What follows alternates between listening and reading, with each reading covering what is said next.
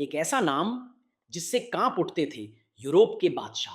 एक ऐसा योद्धा जिसने दुश्मनों को हराया लेकिन इंसानियत को जिंदा रखा। वो थे सुल्तान सलाहुद्दीन अय्यूबी।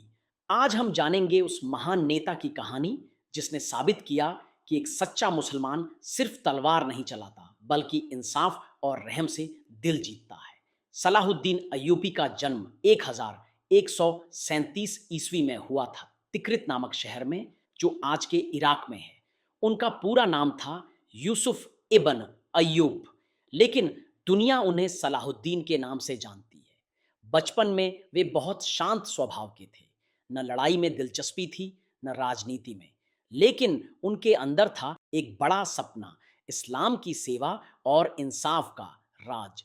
सलाहुद्दीन ने अपने चाचा शिरकुह के साथ मिस्र के अभियानों में भाग लिया। धीरे धीरे वह एक शानदार सेनापति और बुद्धिमान प्रशासक के रूप में उभरने लगे। 1171 में उन्होंने मिस्र का नियंत्रण संभाल लिया और अय्यूबी सल्तनत की नींव रखी। वो खुद को कभी राजा या सुल्तान कहकर नहीं बुलाते थे, बल्कि कहते थे, मैं अल्लाह का बंदा हूं और लोगों का सेवक। इस समय यूरोप के ईसाई राजा क्रूसेड युद्ध छेड़ चुके थे। उनका मकसद था यरूशलेम को मुसलमानों से छीनना, लेकिन सलाहुद्दीन ने ऐसा होने नहीं दिया। 1187 में बैटल ऑफ हत्तीन में उन्होंने ईसाई सेनाओं को करारी शिकस्त दी। इसके बाद उन्होंने यरूशलेम को फिर से मुसलमानों के नियंत्रण में लिया, लेकिन बिना खून खराबे के, बिना बदले के। उन्होंने दुश्मनों को भी सम्मानपूर्वक शहर छोड़ने का मौका दिया। ये था उनका सबसे बड़ा नैतिक विजय। सलाहुद्दीन अय्यूबी सिर्फ एक फौजी नहीं थे, वो थे रहमदिल, इंसाफ पसंद और सच्चे इंसान।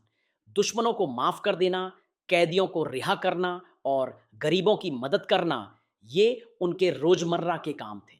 यहाँ तक कि उनके सबसे बड़े दुश्मन इंग्लैंड के राजा रिचर्ड लायनहार्ट भी सलाहुद्दीन की बहादुरी और इंसानियत की तारीफ करते थे। 1193 में सलाहुद्दीन अय्यूबी का निधन हुआ। जब उनकी मृत्यु हुई तो उनके पास न कोई महल था, न खजाना, सिर्फ कुछ सिक्के और कपड़े मिले, क्योंकि उन्होंने अपनी पूरी जिंदगी खुद के लिए नहीं, बल्कि उम्मत और इंसाफ के लिए गुजार दी थी। आज भी इतिहास उन्हें याद करता है, एक ऐसे योद्धा के रूप में जो तलवार से नहीं बल्कि दिल से फतह करता था।